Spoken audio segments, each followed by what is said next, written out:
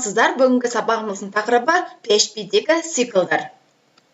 Сабақтың мақсаты цикл түрлерімен танысу, оның ішінде for, while, do, while циклдарын қолдануды үйренетін боламыз. Цикл бір немесе бірнеше нұсқалардың бірнеше рет қайталанып келуіне мүмкіндік беретін программа кодының бөлігі. Осындай әр қайталану итерация деп аталады. For циклы. Енді осы циклдерге мысалды қарастырмас бұрын, біз ең алдымен PHP-де жұмыс істеу үшін бізге сервер қажет. Мен Open серверді қолданамын. Open сервер 5.3.5 basic дегенді өзіме жүктеп алып, орнатып алғанмын. Орнатқаннан кейін сіздерде OC panel деген папка құрылады. Осы папканың ішіне біз мінеке кіреміз, және де ары қарай сіздердің разрядтарыңызға, яғни компьютердің разрядына байланысты, егер де 32 разрядты болатын болса, Open сервер x86-ны іске қосасыздар. Егер де 64 разрядты, яғни Windows 10, 8 деген сияқты операционный системалар болатын болса, онда Open сервер x64-ті іске қосасыздар. Екі рет шертеміз. Сол кезде бізде мінеке төменгі жақта жолауша пайда болады. Бұл жерде қызыл жолаушаны басамыз, запустить батырмасын басамыз, және де мінеке жолаушамыз қазір дайындалып, жасыл түске ие болған кезде бізде сервер жүзеге асады.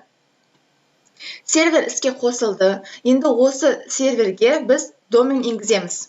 Domains деген папканың ішіне site.kz деген доменді енгіздім. Бұл жерде біз index.php деген файлды құрған болатымыз. Осы арқылы бізде PHP жүзеге асады. Енді осы сайтты ашу үшін my site.kz-ті басайық. Сол кезде бізде алдыңғы сабақта өткен мысалдар шығарылады экранға.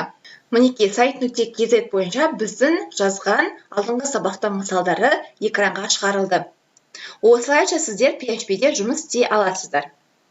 Ары қарай, енді осы құрылған, мінеке index.php файлын мен Sublime Text-пен аштым. Осы жердегі мысалдарды өшіріп, енді for циклының мысалын келтірейін сіздерге. For циклы бізде, әрине бірінші PHP деп кодын жазамыз. PHP-дің коды ары қарай for кілттік сөзі. Мінеке for деп жазған кезде Sublime Text Emmet плагин арқылы маған бірден 3 параметрді шығарды. Яғни for циклы 3 параметр арқылы жұмыс істейді. Бұл жердегі ең бірінші параметр, мінеке доллар белгісі бұл айнымалы. Айнымалының атауы ай, және оны 0-ге тең дедік. Енді келесіде бізде шарт беріледі.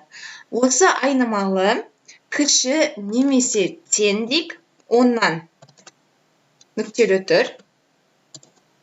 Және де бізде осы сан бірге қосылып отырады. Яғни әрдайым білесіздер плюс белгісі бұл инкремент, яғни бірге қосу, минус, декремент ол алу.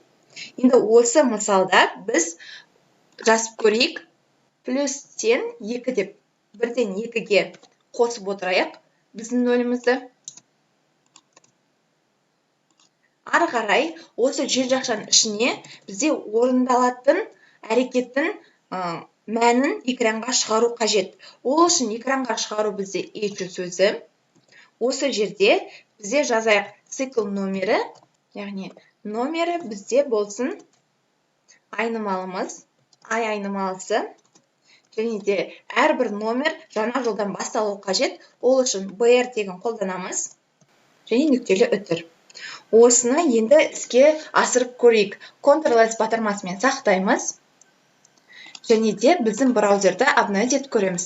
Мінеке, цикл номері 0, 2, 4, 6, 8, 10 деген сандар шығарылды.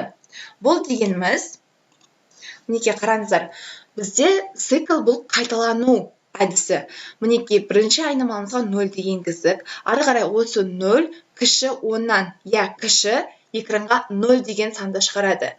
Айналып келіп бізде мына жүйе іске қосылады. Яғни бірден 2, 0-ге 2-ні қоссаң 2, 2 теңестіріледі. Кіші ма? Кіші 2 экранға шығады.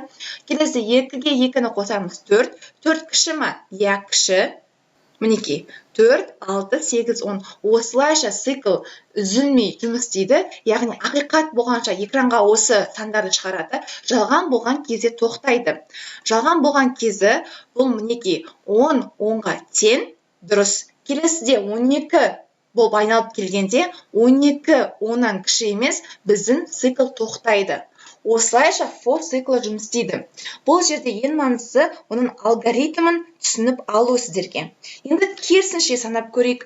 Ал енді минус, яғни 100-ден, мысалы 80-ге дейін деген сияқты. Ол үшін айнымалымызға біз 100-ді берейік. Келесі, бұл айнымалымыз үлкен не кіші 80-нен болсын. Және де бұл жерде алынып отырсын. Екі қосылып емес, алынып отырсын. Екі саны. Және де осы экранға осы санын өзін бізге шығарсын. Теріс санаған кезде қалай шығатынын есептеп көрейік. Браузерді ашамыз. Мінекей, 100. Қараңыздар, біздің бірінші айнымалымыз бұл 100-ге тең. 100 үлкен 80-нен. Дұрыс. Экранға 100-ді шығарды. Енді келесі 100-ден 2-ні алсақ 98, 98 үлкен 80-нен. Дұрыс. Міне циклымыз осылайша жұмыс істейді. 98, 96, 94, осылайша 80-ге дейін бізге экранға цикл қайталанып келіп, экранға шығарып отырады. Цикл жалған болған жағдайда ол автоматты түрде өзі тоқтайды. Яғни шартқа байланысты. Біз бұл жерде шартын беріп тұрмыз. Осы жерде мына шарты есептеледі де бізге экранға шығарады, немесе жалған болған кезде циклды тоқтатады. Осылайша for циклы жұмыс істейді. Келесі бізде ол while циклы. While циклде осылай негізгі принципі осы түрде жұмыс істейді, бірақ бұл жерде ең алдымен шарт беріледі. For циклында 3 параметр берілсе, while циклінде ең бірінші шарт тексеріледі. Шарт тексерілу үшін ең бірінші бұл жерде айнымалы беріледі. While циклінде ол айнымалын енгізейік, мысалы x айнымалысы тең болсын 0-ге. Және де осы жерде бірінші бізде while кілттік сөзі жазылады. Ары қарай жақшаның ішінде осы x айнымалымыз кіші 10-нан. Мінекей, бұл жерде ең бірінші шарт тексеріледі. Шарт тексерілгеннен кейін ғана бізге экранға шығарылады мәні. Қандай мәні шығару керек, соны шығарамыз. Итерация номері, яғни айнымалымызға тең, x айнымалысы. Және де ол барлығы бізде жаңа жолдан бастасын. Мінекей, тағы да қайталап өтемін. Бұл жерде айнымалы беріледі, және айнымалыны бірден шарт арқылы тексеріледі. While шарты арқылы тексеріліп, келесі осы егер де шарт ақиқат болған жағдайда ғана бізге экранға осы мәнді шығарады. Және де ары қарай осы шартты тексеру үшін бізге осы айнымалыға плюс мәнін инкремент береміз. Яғни, егер де біз осы мәнді енгізбесек, онда біздің нөліміз 10-нан кіші болып бұл ақиқат бола береді. Одан кейін ол бесконечный, яғни шексіз экранға осы 0 деген сандарды шығара береді. Ал бізге осы while'ды тоқтату үшін, яғни циклды тоқтату үшін біз оны есептеуіміз қажет. Яғни, әр қашан бірге қосып отыруымыз қажет. Бірге қосқан кезде, мысалы, 0 айналып келіп дұрыс болса, экранға 0 шығарады да, бірден 1 қосылады. Автомат түрде мына жерде 1 қосылады. 1 қосылады да, 1 кіші 10-нан дұрыс болса, экранға 1-ді шығарады. Автомат түрде осы 6-шы строкаға түскен кезде ол бірден автомат түрде 2, 3, 4 деп бірден тез есептеп экранға шығарып отырады. Ctrl+S батырмасын басып, экранда обновить етіп көрейік. Мінекей, қате кетті деп тұр, while сөзінен тағы бір тексеріп көрейік. Бұл жерде біз нүктелі үтірді ұмытып кеттік. Мінекей, while'дың алдына бізде нүктелі үтір болу қажет. Ctrl+S обновить етіп көреміз. Мінекей, 0, 1, 2, 3, 4, 5, 6, 7, 8, 9. 9 деген мәнге дейін бізде итерация нөмірін шығарып отыр. Цикл дегеніміз бұл бір мәнді өте ұзақ қып жазудың орнына, мысалы, мынаны мен менен өзім, мысалы, 10-ға дейін сан шығарым қажет болған жағдайда 10 рет each деп сөз жазатын едім. Олай уақытты құртпау үшін, яғни әр нәрсені 10 рет осы санды енгізбеу үшін бізде қайталанатын цикл, яғни шартты тексеру арқылы осындай for, while деген циклдарды қолдана алады екенбіз. Және де бізде үшінші цикл бар, ол do, while. Do, while'дың орындалу шарты да осы whileға ұқсас, бірақ бұл жерде ең бірінші шарт орындайды және сосын барып тексереді. Бұл жерде do дегеніміз орындау, while дегеніміз ол тексеру. Мінекей бірінші осы жерде мысалы енді z деген айнымалын берейік. Ол айнымалымыз бізде 10-ға тең болсын. Келесі осы айнымалдан біз бірінші do деп жазамыз. Желі жақша, ары қарай экранға не шығару қажет екенін жазып өтеміз. Бұл жерде бізде экранға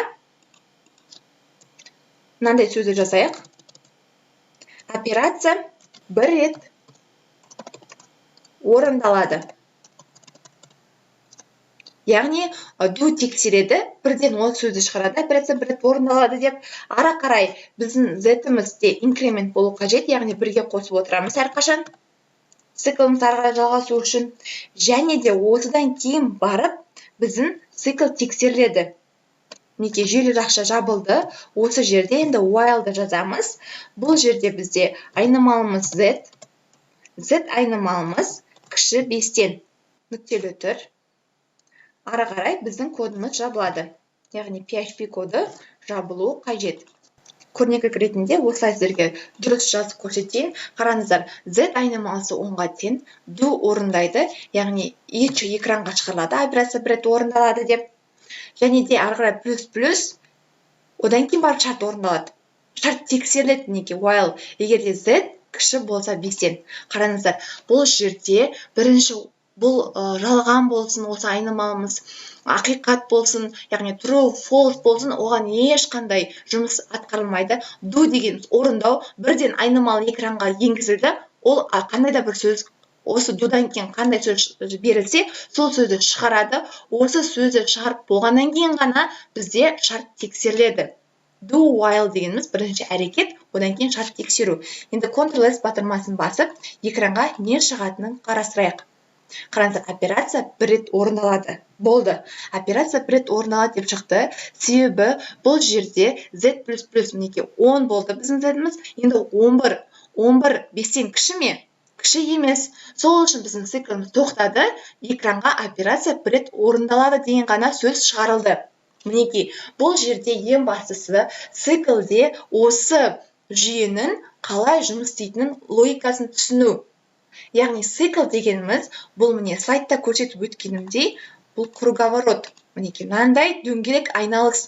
Яғни бұл ақиқат болғанша жұмыс істей беретін. Экранға логикалық түрде қандай саны шығу қажет, соны экранға шығарып береді, және де ары қарай егер жалған болған жағдайда бұл операция тоқталады.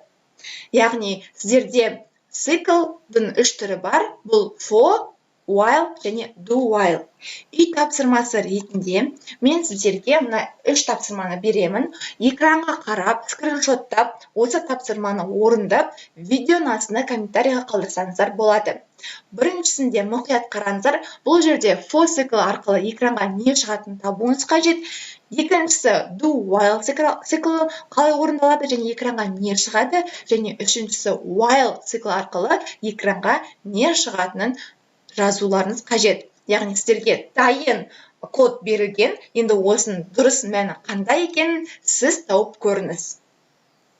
Осымен сабақ аяқталды. Сұрақтарыңыз болса, комментарий астына қалдырыңыздар.